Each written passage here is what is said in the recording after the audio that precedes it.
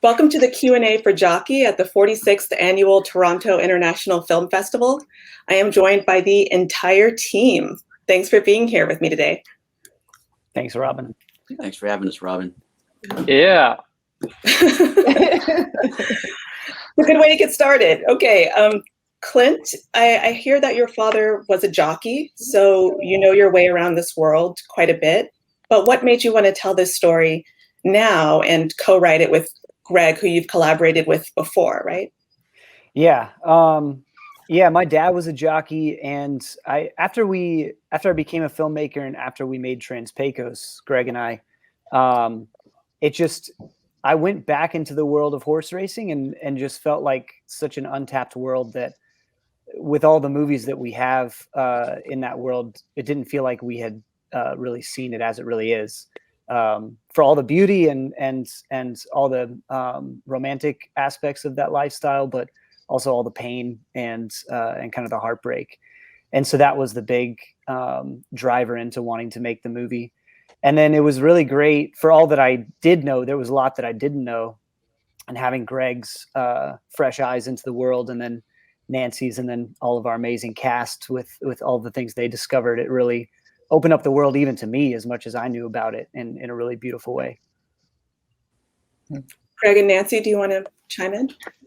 Yeah, as Clint said, I was familiar with his family histories. He's my best friend, and so I was aware of the worlds. But there really are two worlds. There's the world of the front of the track that that we watch in the grandstands, and then what's on the backside, which is really this vibrant community of travelers, of these people who come together along the circuit.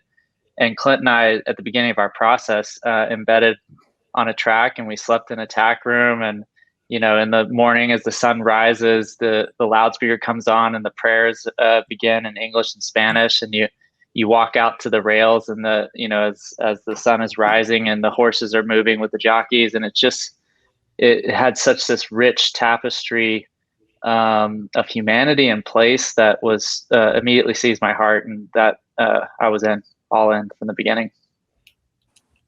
And I'll just add to that we had to really, when we were shooting the movie, we had to immerse ourselves in the barns, as they call them, and get to know all the jockeys and get to know all the trainers, because we needed their help. We had no way to make this movie except with them riding the horses and them helping us learn about horses and about trainers and about jockeys. So we were lucky. I mean, it was a world I've never been in. I will never be in again. And I consider myself very blessed to have lived in those barns for those few months. Thank you. Clifton. Yes, ma'am. You have almost 3 decades of scene stealing, supporting performances. Sorry about the 3 decades, but and I'll take it. So our audience knows you from 187 to Capote to Ballers and Westworld. And this role was written for you, if I understand that correctly. So did you approach this lead role any differently, and how did you prepare for it? Because we were such a skeleton crew and such a tight, it was so small. I was able to maneuver it a little better, spend more quality time with both Greg and Clint and Molly Moises, and being able to go back and forth with the characters. So me personally, I really love getting into the world. That's part of the fun of being a character actor, is being able to take in cultures and environments and personality types that you normally might not cross paths with. So for me, I spent as much time as possible with the jockeys. And I have got a history when I was younger with my dad as well, going to the racetracks and stuff and helping him placing bets and stuff, as children do. So that's how I did it. I spent my time with all the jockeys. What about the physical preparation? Oh, you mean the diet? Sure. The diet was hard.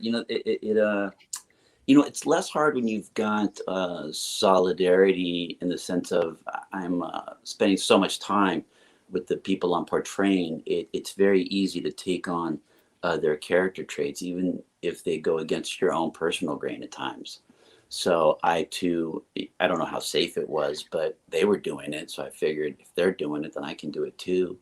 And for better or worse. And then that's what I did. So I pretty much stopped eating past like 3. I mean, if I wanted to cheat, I'd have an almond or 2. If I wanted to cheat really bad, I'd have 1 peanut M&M.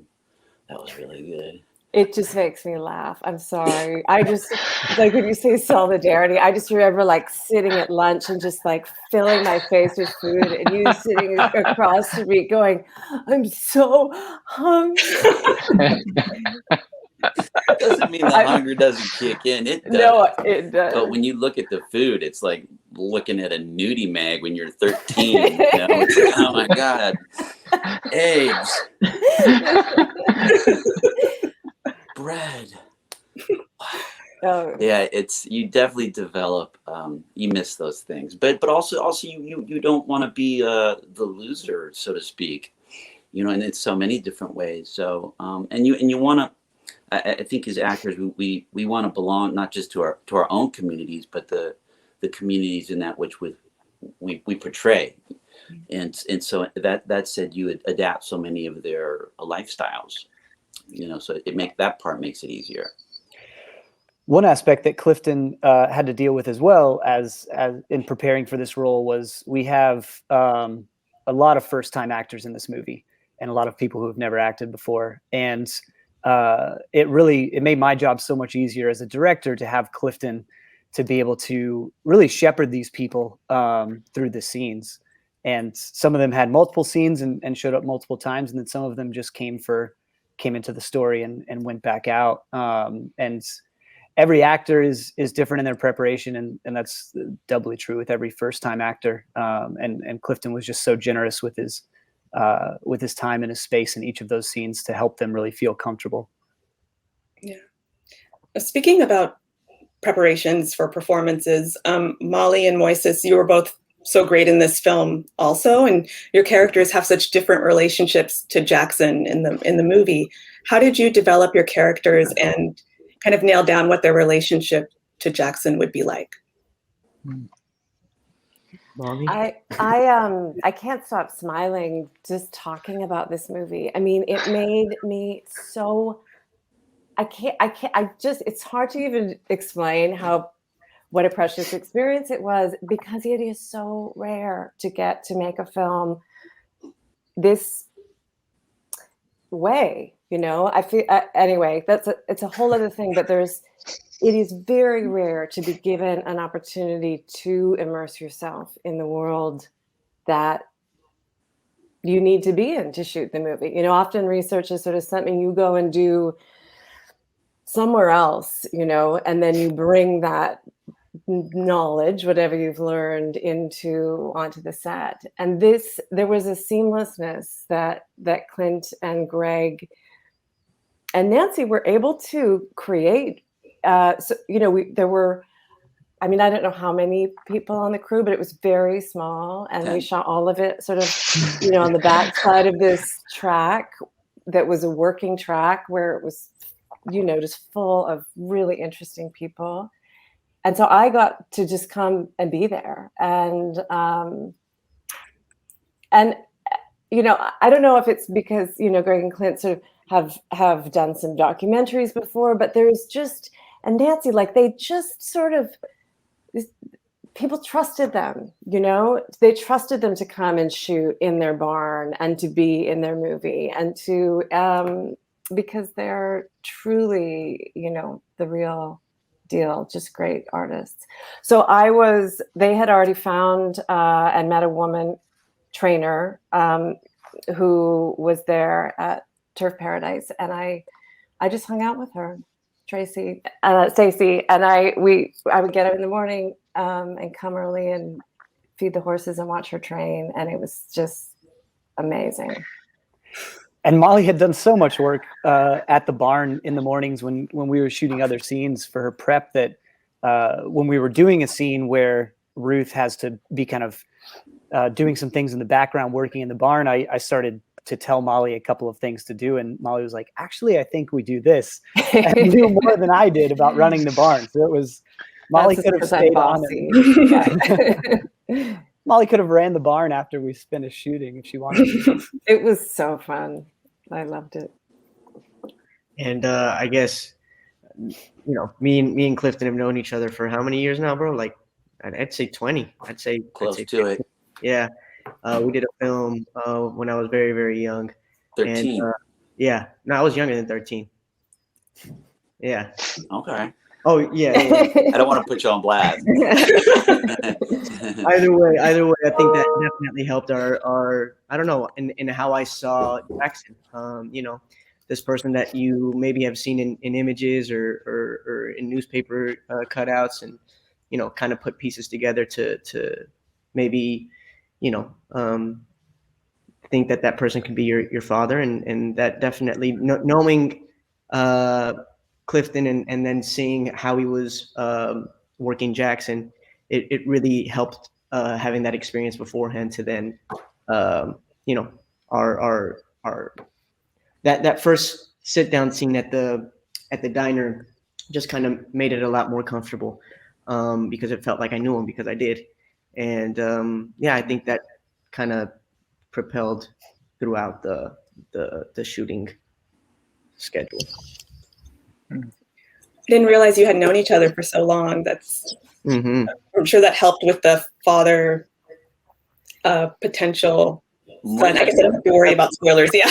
Yeah. One thing about Moises was, Clint had always imagined the role of Gabriel as an actual jockey. He had been set on casting a first timer in the part, and we had sort of scoured the country, and we had done a lot of street casting behind the barns for this part. And really, there was only one established actor that we thought could both handle the seamless sort of melding into the world, as well as to bring the pathos and everything that Moises does with the part to make it so humane and so personal. And it was Moises, and we sort of threw a flyer, and he responded to it and joined us for the adventure. It was amazing. Like everyone else said, it felt like we were living it. Very early morning sometimes, and our cinematographer sunsets. There was no extra lighting. It was just what was there. It was beautiful. I actually took I've got so much footage in photos from this Little League baseball film I did with Moises that I had to delve into these old hard drives searching for this video footage, because I really wanted to bring it and show him how much I cared about all these kids. And I'm still in touch with quite a few of them. But Moises were like the funniest actor and kid on set that I just couldn't stop laughing. And plus, people were already saying that he looked like my kid. So I got pictures of us together, like, that looks like your son, long before Jockey. So it was kind of perfect. Speaking of sunsets, as you said, Moises, this is a really beautifully shot film, and I can tell that you were very intentional about lighting and telling the story visually. Can you talk a little bit about some of those aesthetic choices?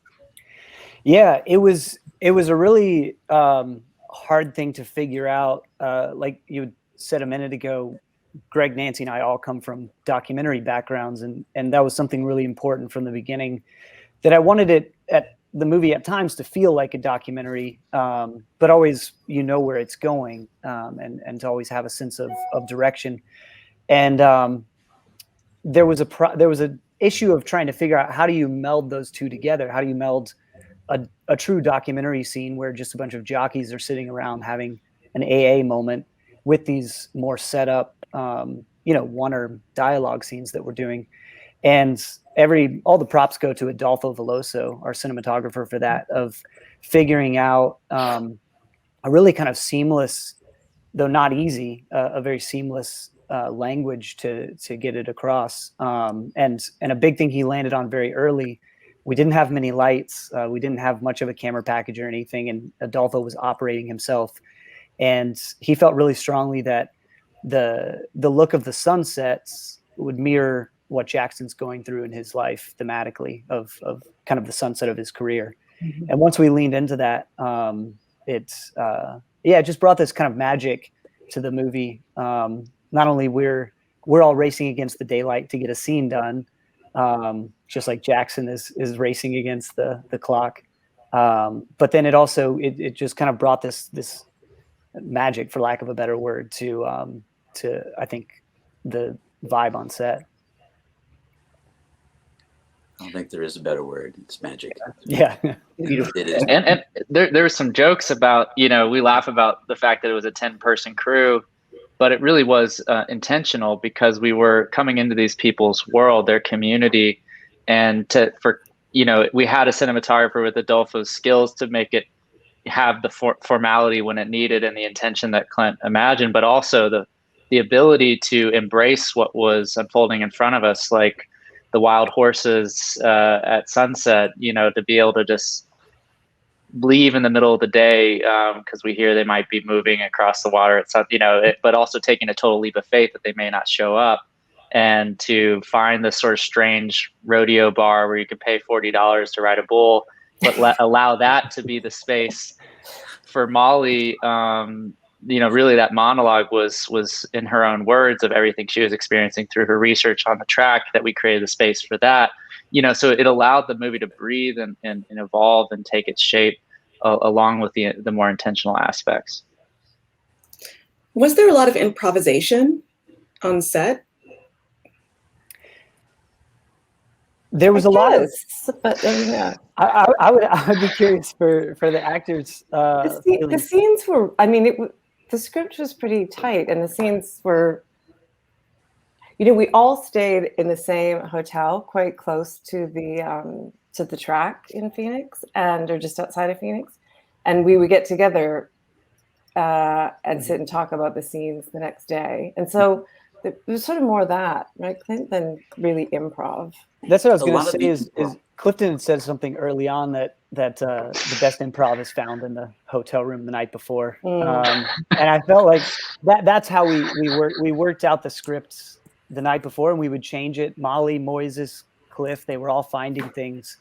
And scenes would completely change the night before, and then we'd rewrite them with the input from these three. It helps. It's so amazing to have brilliant storytellers as your lead cast, in addition to just people who are amazing actors. And so it made Greg's and my job easy. It's harder for the producer, I'll just say, but we allow it. We encourage artistic, that artistic bent in the movie. Have you had any feedback from real life jockeys about the film and what they feel about it? Yeah, a lot of them have reached out and just said that it captures what we hoped it would capture, which is the life that they live, and talks about a lot of things that they don't see talked about in their lives. A lot of people, even in horse racing, even fans of horse racing, don't even think about the jockey on the back of the horse, and don't think about the trainer in the back who's spending his or her entire life, leading up to this one race. Got some notes back from jockeys saying, "Hey, this wasn't the right distance of a race you put in there." Some technical notes. For the most part, they appreciate it. It's good to know. Well, this was such an intimate and honest film, and I feel really honored to have found it and be able to present it in our selection. So thank you so much for sharing it with our audiences and talking about it here. Thank you, Robin. Thank you. And thank you to everyone watching it. Appreciate you, Robin. Yeah.